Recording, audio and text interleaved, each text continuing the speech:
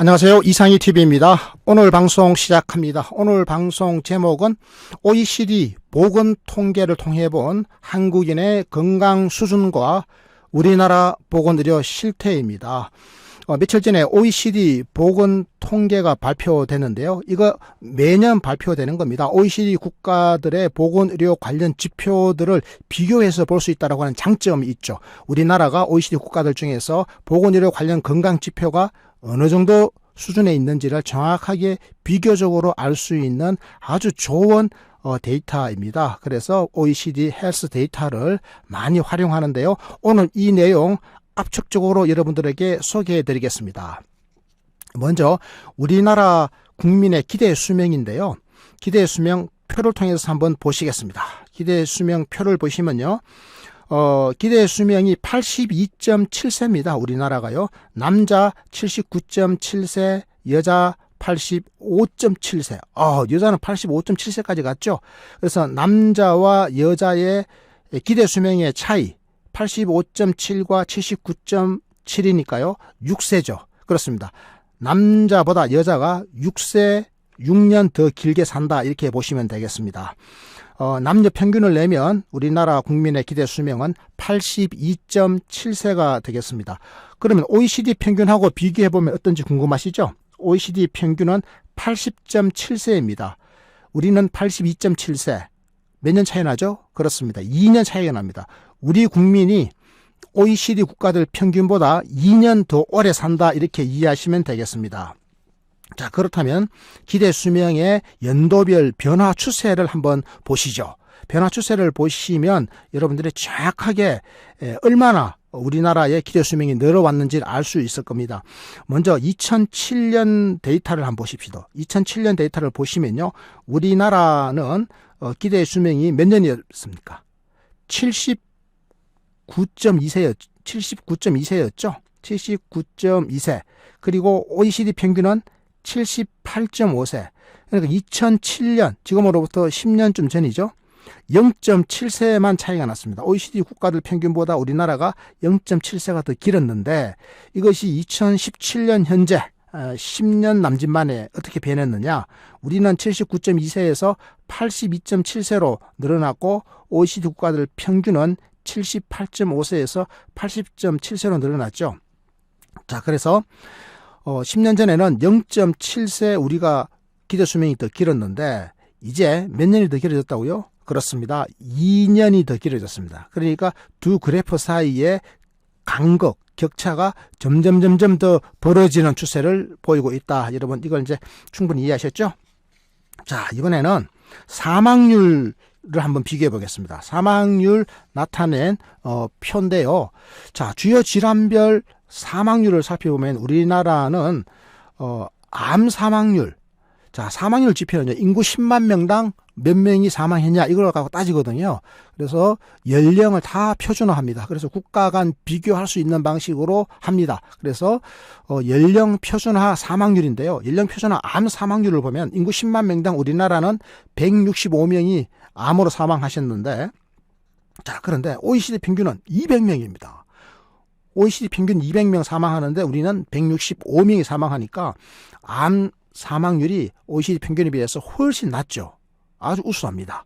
자, 순환기계 하면 주로 심장, 혈관 관련 질환들이죠. 이 순환기계 질환이 굉장히 중요한 또 사망 원인인데요.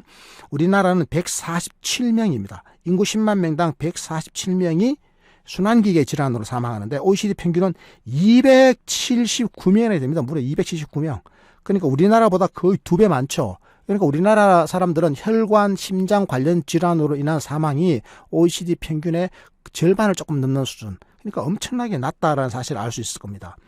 자, 호흡기계 질환은 조금 더 높죠. 우리가 한 76명 되는데 OECD 평균은 66명이니까 우리가 조금 높고요.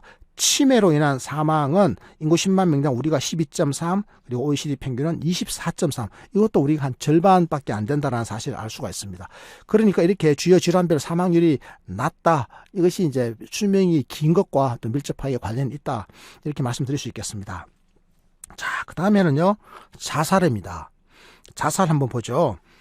자살에 의한 사망률을 보면 우리나라의 자살률 인구 10만 명당 몇 명이 자살했느냐 이렇게 따지거든요. 10만 명당 우리나라는 24.6명이 자살을 했습니다. OECD 평균은 11.7명이니까 우리가 2배가 넘죠. 2.2배 정도 됩니다. 우리는 OECD 국가들 평균 자살률보다 2배가 넘는 자살률을 기록하고 있다. 2.2배. 인구 10만 명당 OECD 평균 11.7명 자살할 때 우리나라는 인구 10만 명당 24.6명이 자살하고 있다. 이렇게 말씀을 드립니다. 자, 그러면 이게 OECD 국가들 중에서 몇 등이냐? 우리가 맨날 1등 했거든요. 맨날 1등 했는데 이번에 2등 됐습니다. 2등. 희한하게도 여러분 그 리투아니아라고 하는 국가가 있습니다. 리투아니아라고 저 유럽 동쪽에 있는 나라인데요. 이 나라가 OECD에 가입을 했습니다. 최근에. 그런데 이 나라가 자살률이 높아요. 그래서 우리가 얼떨결에 2등이 돼버렸습니다. 맨날 1등 하다가 자살률. 네.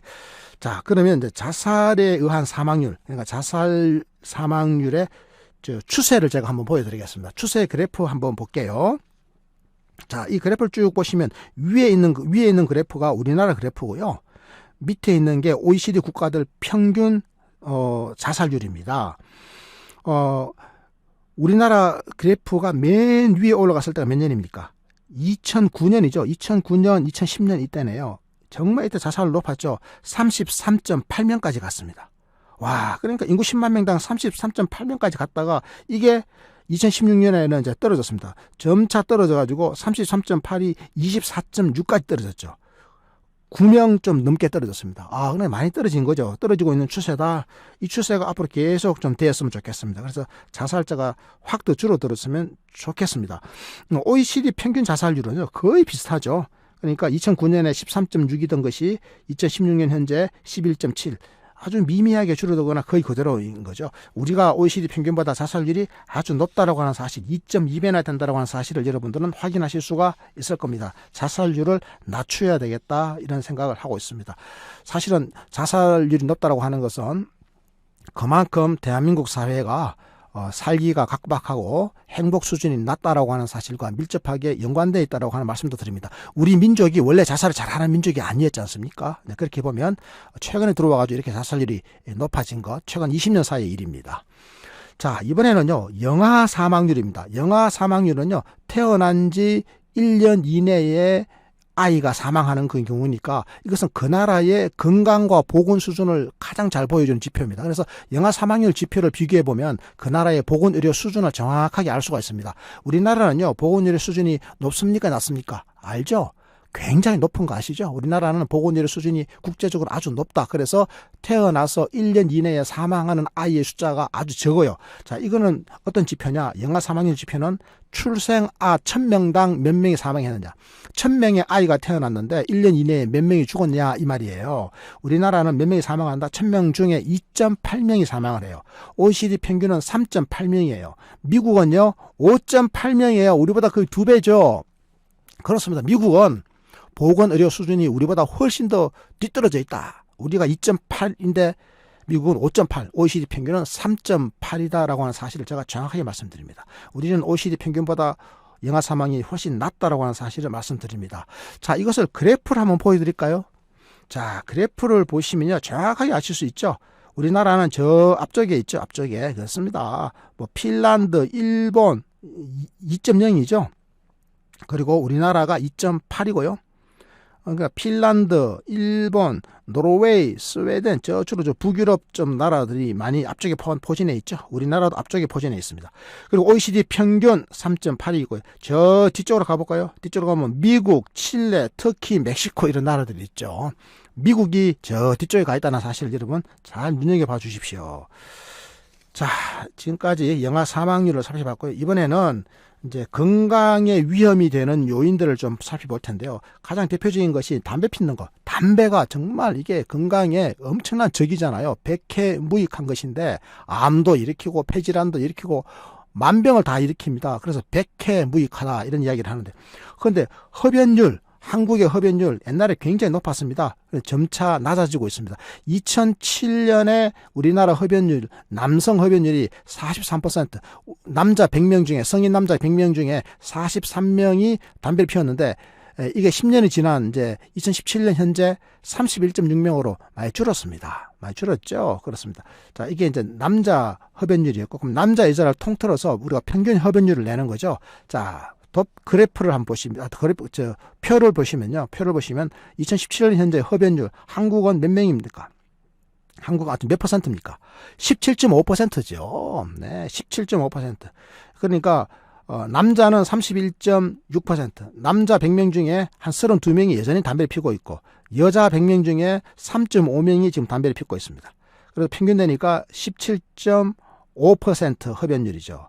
OECD 평균 흡연율이 얼마입니까? 16.3%죠.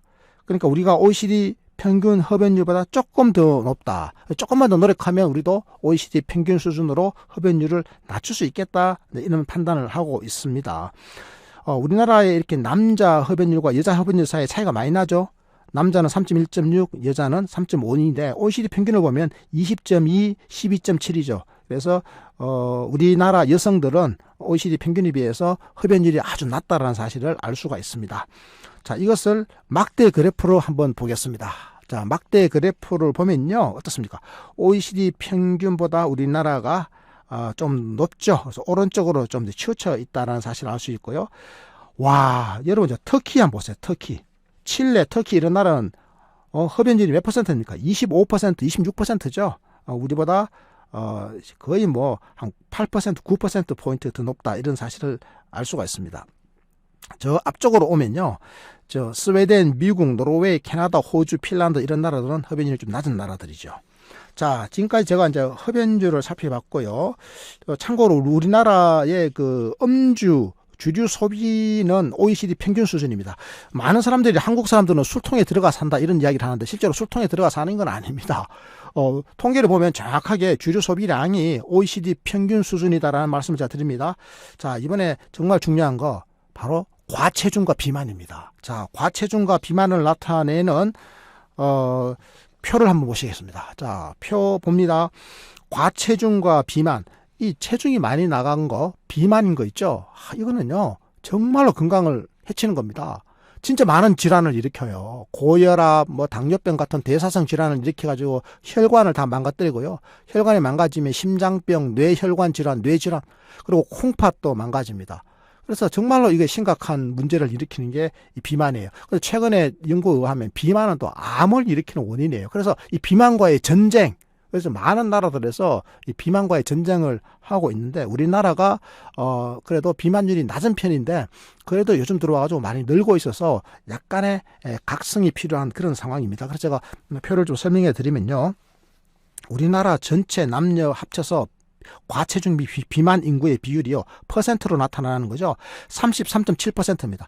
그러니까 우리나라 인구 3분의 1, 100명 중에 3분의 1, 34명 정도는 비만 내지는 과체중이에요.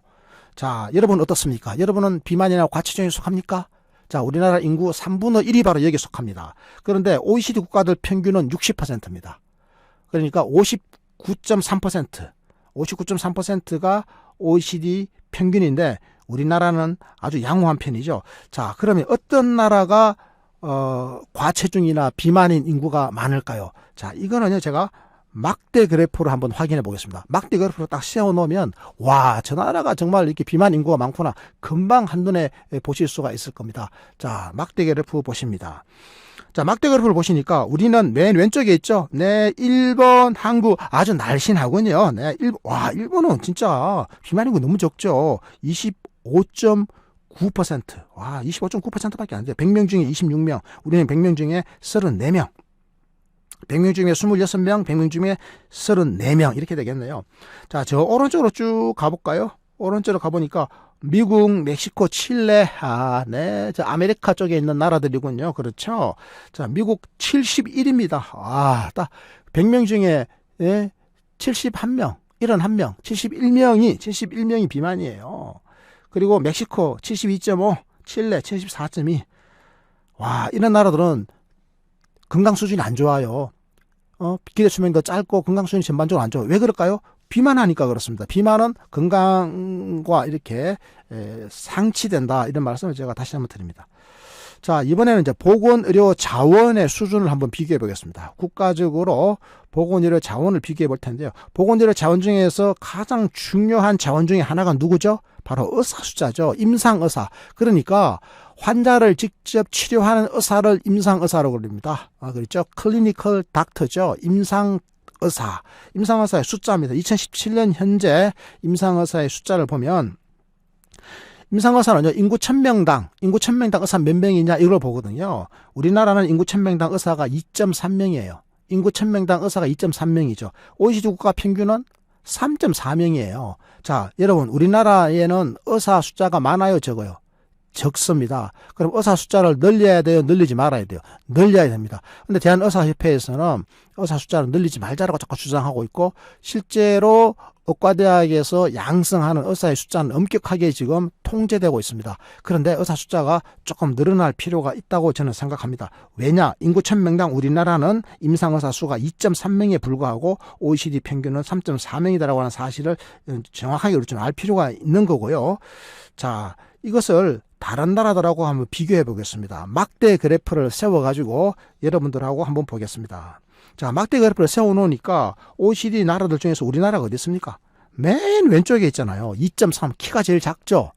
인구 1000명당 한국은 임상의사 2.3명으로 키가 제일 작아요.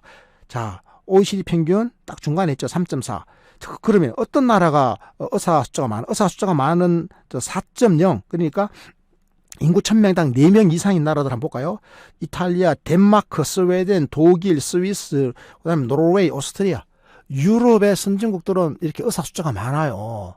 그러니까 국민들은 아주 양질의 의료 서비스를 받을 가능성이 더 높아지는 거잖아요. 우리나라 의사 숫자가 모자란다는 말씀 드렸고요. 간호사 숫자도 많이 모자랍니다. OECD 평균은 인구 1000명당 간호사가 9명인데요. 우리는 그러니까 6.9명입니다. OECD 평균은 9명인데 우리는 6.9명. 우리나라도 간호사가 모자라가지고 지금 난리죠. 지방병원에서는 간호사 못 뽑아서 난립니다. 그래서 간호 인력이 더 많이 필요하다는 말씀을 제가 분명하게 드립니다. 자, 이번에는 이제는 병원 자원, 즉 병상 수를 한번 보겠습니다. 우리나라의 병상 수 어떻습니까? 많을 것 같습니까? 적을 것 같습니까? 자, 병원 전체 병상 수 테이블 표를 한번 보시겠습니다. 자, 병원 전체의 병상 수 2017년 현재인데요. 우리나라 인구 1000명당 병상이 몇 개냐? 자, 아까 제가 의사 수, 간호사 수 할 때도 인구 1000명당 의사 몇 명, 인구 1000명당 간호사 몇 명 그랬죠? 인구 1000명당 병상은 몇 병상? 이겁니다. 우리나라는 인구 1000명당 병상이 12.3병상이에요. 자, 이게 많은지 적은지 궁금하시죠? OECD 평균하고 비교해보죠, 뭐. OECD 평균은 4.7병상이에요. 와, 우리가 무지 많죠? 2배가 넘죠? 우리는 이렇게 병상이 많아요. 병상이 많으면 그럼 무조건 좋은 건가요? 아닙니다. 병상이 많으면요, 자꾸 병상에 누워 있게 되는 경향이 생깁니다.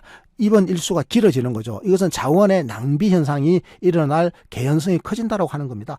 우리나라는 병상이 인구 1000명당 12.3병상이다. OECD 평균은 4.7병상이다. 이렇게 말씀을 드립니다. 주로 유럽 선진국들은 병상이 대부분 다 OECD 평균을 약간 상회하는 수준입니다. 우리는 이렇게 많죠. 자, 이렇게 병상이 우리가 많은데 또 어떤 나라가 병상이 많을까요? 자, 이거 막대 그래프로 세워가지고 병상 수를 한번 보겠습니다. 막대 그래프로 세워보니까 우리나라 어디 있습니까? 아까 의사 숫자는 맨 왼쪽에 있었잖아요. 왼쪽 끝머리 있었죠. 의사는 이렇게 맨 왼쪽 끝머리 있었는데 병상 수는 어디 있습니까? 맨 오른쪽 끝머리에 있네요. 네, 한국과 일본이 있군요. 와, 키가 엄청 크죠? 그렇습니다. 인구 1000명당 의사 숫자는 아주 작으면서 병상은 엄청 많은 겁니다. 그러니까 우리는 지금 시설 서비스는 과잉되어 있고 사람에 의한, 의사에 의한, 의료인에 의한 인적 서비스는 과소한 일이 지금 벌어져 있는 겁니다. 극단적이죠. 의사 숫자는 맨 왼쪽에 키가 제일 작더니 병상 숫자는 맨 오른쪽에서 키가 이렇게 크지 않습니까? 이 극단적인 이 불균형, 이거 바로잡아야 된다. 자, 분명히 말씀을 드리겠습니다. 자, 그러면 이번에 의료 자원 중에서 의료 장비는 어떨까요? 여러분, 의료 장비 하면 탁 떠오르는 게 뭐죠? 아주 비싼 거. 한 대에 10억, 심지어는 50억 하는 기계들 있죠. 바로 MRI와 CT입니다. MRI 기계를 한번 볼까요? 자, 테이블을 한번 보시겠습니다. 표를 보시면 주요 의료 장비의 보유 대수 2017년 현재. 자, 이것은요, 인구 100만 명당으로 따집니다. 100만 명당 이 기계가 몇 대가 들어와 있냐. 인구 100만 명당 MRI 기계가요, 엄청 많이 들어와 있죠. 자, 여러분 우리나라 몇 대 들어와 있습니까? 우리나라에 그렇죠. 29.1대 29대 들어와 있습니다. 인구 100만 명당 MRI 29대 들어와 있습니다. OECD 평균은 17대입니다. 17.4대죠. 우리가 엄청 많이 들어와 있죠. 그렇습니다. 거의 2배에 근접할 정도로 많이 들어와 있습니다. CT는 어떨까요? 우리는 38대가 들어와 있습니다. 인구 100만 명당 38대. OECD 평균은 28대입니다. 우리가 많이 들어와 있죠. 자, 여기서 보면 또 특징이 있습니다. 우리나라는 의사나 병원 인력은 적은 데 비해서 이렇게 기계나 병상은 과잉 공급되어 있다고 하는 사실을 알 수가 있겠습니다. 자, 대체적으로 이제 이렇게 되면 어떤 현상이 벌어질 것인지, 자, 이번에는 그러면 우리가 보건의료 서비스를 얼마나 많이 이용하고 있는지 이걸 한번 보겠습니다. 실제로 우리 국민들은 의료 서비스를 굉장히 많이 이용하고 있습니다. 과잉 진료 그리고 과잉 의료 서비스의 이용 이렇게 되겠는데요. 먼저 외래 진료 횟수를 한번 보겠습니다. 우리나라는 국민 1인당 의사에게 외래 진료를 받은 횟수를 세보니까 1년에 무려 16.6회. 와, 여러분은 16.6회 간 적 없다고요? 아, 그러면 다른 분이 많이 가신 겁니다. 그래서 국민 1인당 평균을 내니까 1년에 한 17번 정도를 병의원 외래를 방문하신 겁니다. 이게 OECD 국가 중에서 가장 많은 건데요. 자, 그러면 여러분 지금 막대 그래프 보고 계시죠? 자, OECD 국가들 평균은 몇 회냐? 7.1회입니다. 7.1회. 여러분 우리나라가 어디 있습니까? 맨 왼쪽에 있습니까? 맨 오른쪽에 있습니까? 맨 오른쪽에 있죠. 자, 이게 뭘 이야기하는 겁니다. 아까 의사 숫자는 어땠습니까, 여러분? 의사 숫자는 맨 왼쪽에 있었죠. 의사는 OECD 국가들 중에 제일 작았어요. 의사는 제일 작은데, 국민 1인당 의사를 방문하는 진료 횟수는 제일 많아요. 이 말은 의사 1인당 생산성이 엄청 높았다. 의사가 환자를 무지 많이 봤다. 자, 다른 나라의 경우에는 뭐 의사 한 명이 환자를 하루에 20명 봤다면 우리는 뭐 70명, 80명, 심지어는 100명 넘게 봤다는 이야기입니다. 자, 이게 좋은 거냐? 이거 아주 극단적인 거거든요. 극단적인 게 이게 좋은 게 아닙니다. 자, 그래서 국민 1인당 의사 외래 진료 횟수가 OECD 국가들 중에서 제일 많다. 1인당 16.6회인데 OECD 평균은 7.1회. 그러니까 OECD 평균의 2배 이상 우리가 외래 진료를 했다. 이렇게 이야기를 할 수 있는 거죠. 자, 그러면 평균 재원 일수는 어떨까요? 입원 일수. 입원하게 되면 입원하신 환자 1인당 평균 며칠을 입원해 계시느냐. 입원했다. 1년에 며칠 입원했느냐.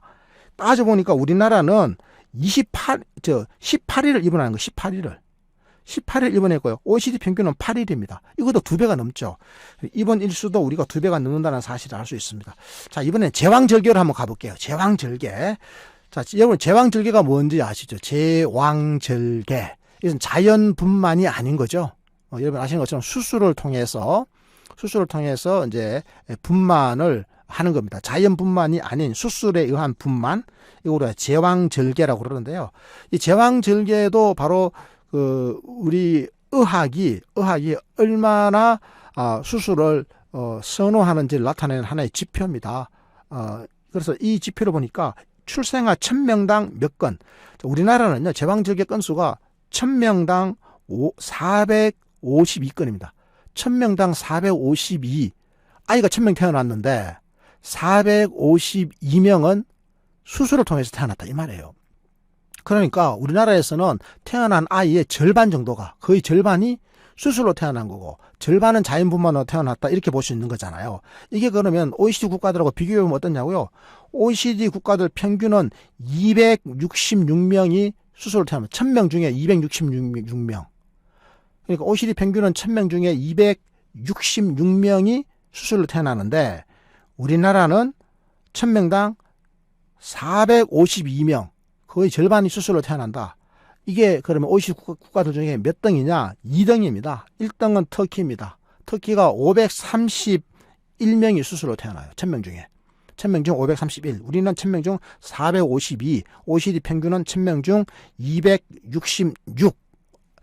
자, 이 제왕절개 건수가 많은 것 결코 바람직하지 않다라고 하는 사실을 제가 다시 한번 말씀드립니다. 자, 우리나라 국민들은 그러면 의료비를 얼마나 많이 쓸까요? 자, 국민 의료비 수준인데요. 그 나라 국민들이 전체적으로 벌어들이는 소득이 있죠. 국내 총생산 아니겠습니까? 국내 총생산, 즉 GDP죠. GDP 중에서 몇 퍼센트를 의료비로 쓰고 있느냐, 이걸 따져보는 거거든요. GDP 대비 국민 의료비 비중을 따져보면 2017년 현재 우리나라는, 자, 여러분 표에서 보고 계시죠? 7.6%입니다. GDP가 작년에 1,800조 원이었다면 1,800조 원에 7.6%니까 이 정도면 어느 정도 됩니까? 100조 원이 훨씬 넘죠. 이 돈이 국민 의료비에 쓰였다라고 하는 사실 여러분이 알 수가 있는 겁니다. GDP의 7.6%입니다. 그럼 이게 맞냐 적냐 비교해 볼까요? OECD 평균은 8.8%입니다. 우리는 OECD 평균에 비해서는 조금 모자라는 돈을 의료에다가 썼다라고 하는 사실을 알 수 있는데요. 자, 유럽 주요 선진국들은 대체적으로 11% 내외입니다. GDP의 11% 내외를 의료에다가 쓰고 있다. 그럼 미국은 몇 퍼센트를 쓰고 있냐? 미국은 17.1%, 최근 통계로는 18%를 의료에다 쓰고 있다. 그럼 미국은 정말 이게 망전한 의료 제도를 갖고 있습니다. GDP의 거의 18%를 의료에다가 쏟아붓고 있는데 건강 결과는 거의 꼴찌 수준입니다. OECD 국가들 중에서. 아까 제가 말씀드렸죠. 보건의료 지표를 나타내는 가장 예민한 지표가 뭐라고 그랬죠? 보건의료 수준을 나타내는, 보건의료 수준을 가늠해 볼 수 있는, 평가해 볼 수 있는 가장 예민한 지표, 바로 영아 사망률 아니겠습니까? 영아 사망률이 우리나라가 2.8이었죠. 1000명 태어났을 때 2.8명이 사망하는데 미국은 5.8이었잖아요. OECD 평균은 3.8이었고. 그러니까 미국은 OECD 평균 뿐만 아니라 우리나라에 비해서 훨씬 뒤떨어지는 나라입니다. 그런데 돈을 얼마 씁니까? GDP의 18% 쓰죠. 우리는 얼마 씁니까? GDP의 7.6% 씁니다. OECD 평균은 GDP의 8.8%를 쓰잖아요. 자, 여러분 이쯤 되면 우리가 어떤 방식의 보건의료 제도로 가야 될지 잘 아실 수 있을 겁니다. 자, 이번에 마지막인데요. 이제 장기 요양 파트를 살펴보겠습니다. 장기 요양, 여러분 우리나라에서는 이제 노인 장기 요양 보험 제도가 있고, 제가 이 내용에 대해서는 여러 차례 유튜브 방송을 통해서 여러분들께 알려드렸는데요. 간략하게 요약하자면 이렇습니다. 우리나라의 장기 요양의 수급자는 65세 이상 노인 인구의 몇 퍼센트? 현재 88.3%입니다. 8.3. 그러니까 65세 이상 노인 인구 100명이 있으면 그 100명 중에 8명 조금 넘게 8.3명이 지금 노인 장기 요양 보장의 혜택을 받고 있는 겁니다. 수급자이다. 이렇게 볼 수 있죠. 자, 그럼 이게 많으냐고요? 이거는 OECD 평균에 못 미칩니다. OECD 평균은요, 65세 이상 노인 인구의 12.5%입니다.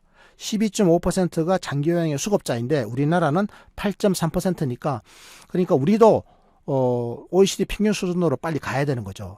이건 분모가 있습니다. 분모가 뭐라고요? 전체 인구가 아니고 65세 이상 노인 인구 중에서입니다. 그러니까 65세 이상 노인 인구 중에서 12.5%를 노인 장기 요양 보장 제도로 돌봐드려야 되는데 우리는 8.3%만 돌보고 있으니 OECD 평균에 한참 못 미치는 거니까 우리가 어르신 복지를 위해서 노인 장기 요양 보장의 수급 대상자, 혜택을 보는 사람의 숫자를 더 늘려야 된다. 이 말씀을 지금 드리는 겁니다.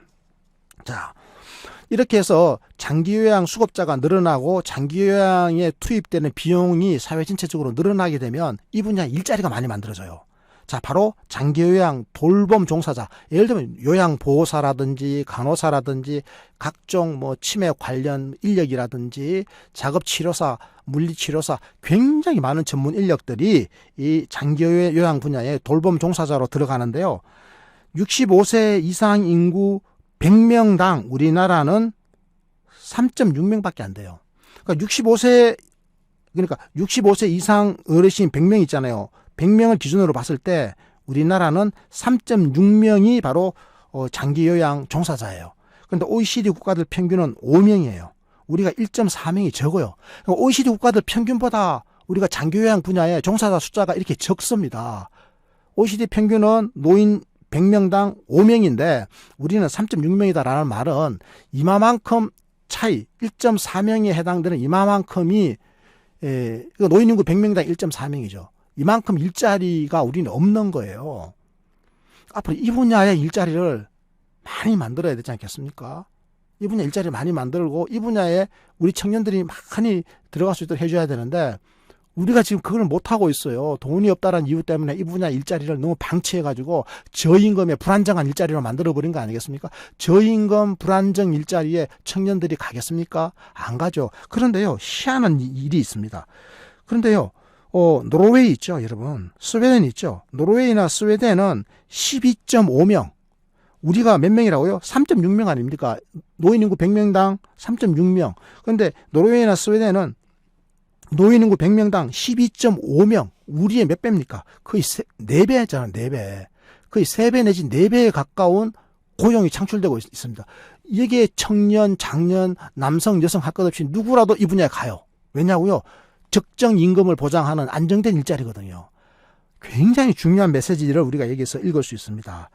자, 그래서 노인 장기요양 분야의 종사자, 이 분야에 일하는 사람들의 숫자를 늘리는 것, 바로 사회 서비스, 노인 분야의 일자리를 늘리는 것은 굉장히 중요한 일이고 이것은 바로 경제성장에도 도움이 되고 우리가 복지효과로 가는 데 있어서 굉장히 중요한 하나의 그 과제다 이렇게 말씀을 드리고요.